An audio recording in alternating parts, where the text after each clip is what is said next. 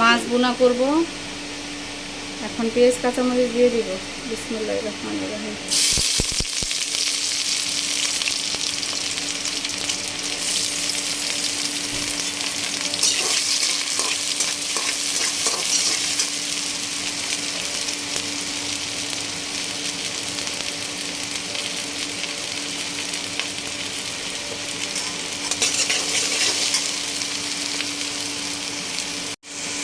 Tomato দিয়ে দিছি, এখন ঢেকে দিব।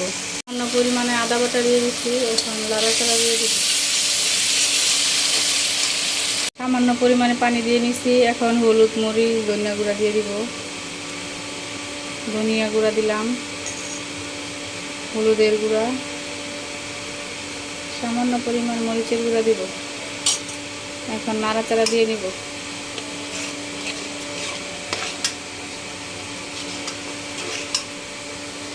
মাছ কিনে নিয়ে আসছিলাম, একবার অরিজিনাল পদ্মা নদীর মাছ। এখানে যাইয়া আপনারা তো দেখছেন, ওই মাছগুলো এখন ভুনা করব, সেটাই দিয়ে দিতেছি।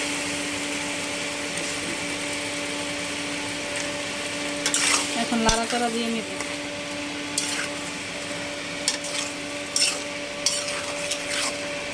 এখন ঢেকে দিব।